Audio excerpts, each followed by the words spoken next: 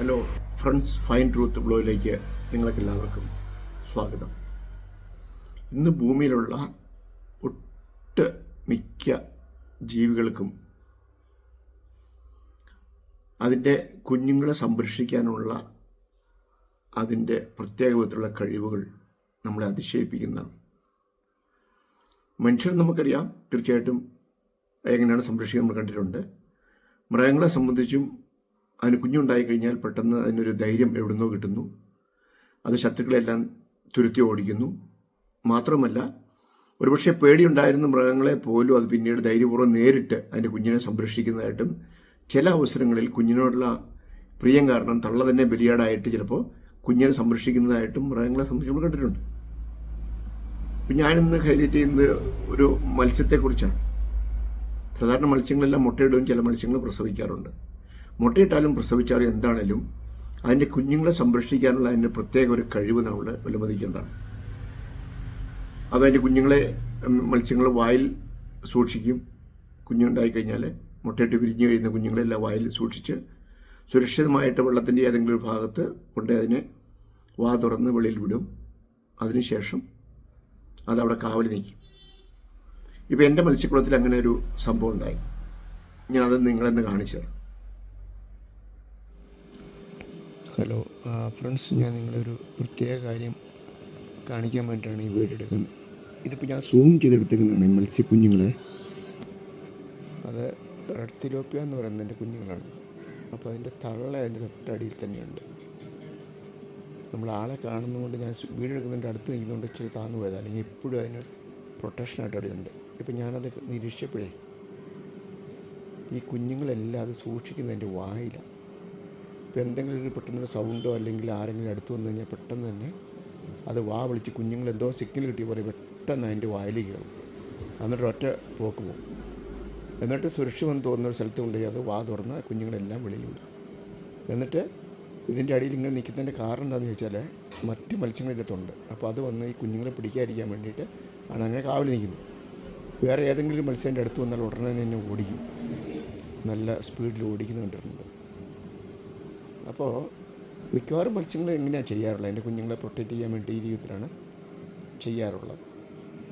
അപ്പം ഞാൻ ഈ വിഷയം സംസാരിച്ച് വരുന്നതിൻ്റെ പിന്നിലൊരു കാരണം അതെന്താണെന്ന് ഞാൻ എക്സ്പ്ലെയിൻ ചെയ്യാം.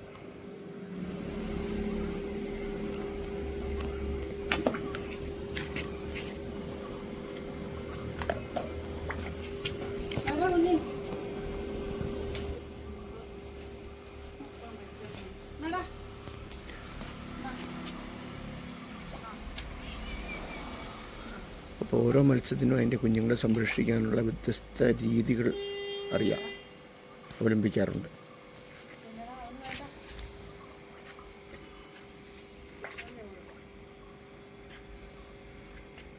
നോക്കുക.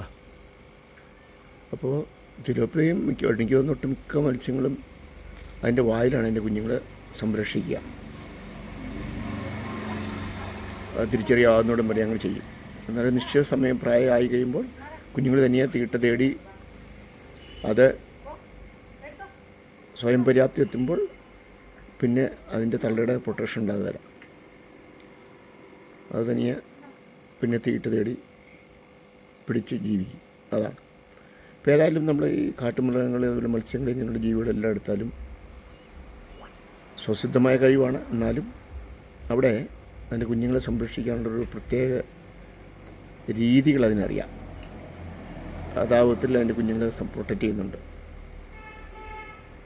അപ്പോൾ ഇത് തീർച്ചയായിട്ടും സൂചിപ്പിക്കുന്നത് എന്താണ് എന്നുള്ളതാണ് നമ്മൾ വിശകലനം ചെയ്യാൻ പോകുന്നത്. അത് കേവലം ഒരു പരിണാമത്തിൻ്റെ ബാക്കിപത്രമായിരിക്കുമോ? ബുദ്ധിശക്തിയുള്ള ഒരു ക്രിയേറ്റർ അല്ലെങ്കിൽ ഒരു നിർമ്മാതാവിൻ്റെ വൈഫോ അല്ലേ നമുക്കവിടെ കാണാൻ കഴിയുന്നത്.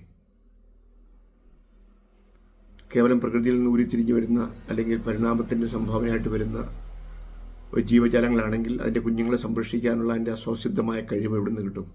അങ്ങനെ ചിന്ത വല്ലതും അതിന് എവിടെ നിന്നാണ് കിട്ടുന്നത്? അപ്പോൾ അതൊന്നും അല്ല എൻ്റെ യാഥാർത്ഥ്യം.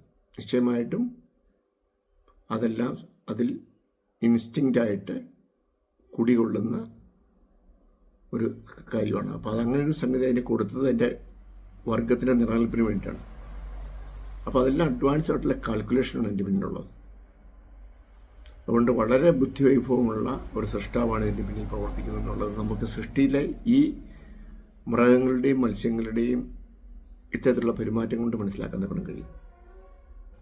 അതുകൊണ്ട് ദൈവത്തെ നിഷേധിക്കുന്നത് തീർച്ചയായിട്ടും ശരിയാണെന്ന് തോന്നുന്നില്ല. നമ്മൾ ബുദ്ധി ഉപയോഗിച്ച് ചിന്തിച്ച് വിശകലനം ചെയ്ത് കഴിയുമ്പോൾ ഇതെല്ലാം നമ്മളെ അതിശയിപ്പിക്കുന്ന വിധത്തിലുള്ള ഡിസൈനും അതുപോലെ തന്നെ സങ്കീർണമായിട്ടുള്ള പ്രവർത്തനങ്ങളാണ് ഇതിൽ നടക്കുന്നത്. അപ്പോൾ അതിനെല്ലാം ബുദ്ധിവൈഭവം ആവശ്യമാണ്. ഒരുപക്ഷെ നമ്മുടെ ചിന്തയ്ക്ക് അതീതമായിട്ടുള്ള ഒരു ശാസ്ത്രം ഇതിൻ്റെ എല്ലാം പിന്നിലുണ്ട്. അപ്പോൾ അതിനെ നമ്മൾ തിരിച്ചറിയണം, അതാരാണെന്ന് മനസ്സിലാക്കണം, അതിന് വിധേയപ്പെടണം, കീഴ്പ്പെടണം. അതാണ് നമുക്ക് ആവശ്യമായിരിക്കും. അതുകൊണ്ട് നമുക്ക് തന്നിട്ടുള്ള ബുദ്ധി ഉപയോഗിച്ച് ഇങ്ങനെയുള്ള കാര്യങ്ങളെ വിശകലനം ചെയ്യുമ്പോൾ നമുക്ക് ആ സൃഷ്ടാവിലേക്ക് എത്തിച്ചേരാൻ കൊണ്ട് സാധിക്കും. അപ്പോൾ ജീവനുള്ള ബുദ്ധിവൈഭവമുള്ള നമുക്ക് വേണ്ടി കരുതൽ പ്രകടമാക്കുന്ന ഒരു ദൈവമുണ്ട് എന്നുള്ളതിന് ഇതിൽ കൂടുതൽ എന്താണ് നമുക്ക് തെളിവിൻ്റെ ആവശ്യം. അപ്പോൾ ഇന്നത്തെ ഈ വീഡിയോ നിങ്ങൾക്ക് ഇഷ്ടമായെന്ന് ഞാൻ വിചാരിക്കുന്നു. ചിന്തിക്കാൻ കഴിയുന്ന ചില വിവരങ്ങൾ ഇതിനകത്തുണ്ട് എന്ന് ഞാൻ വിചാരിക്കുന്നു. അപ്പോൾ ഈ വീഡിയോ ഇഷ്ടമായി ലൈക്ക് ചെയ്യുക.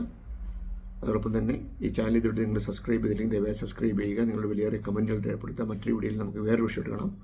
അതുവരെ ഗുഡ് ബൈ.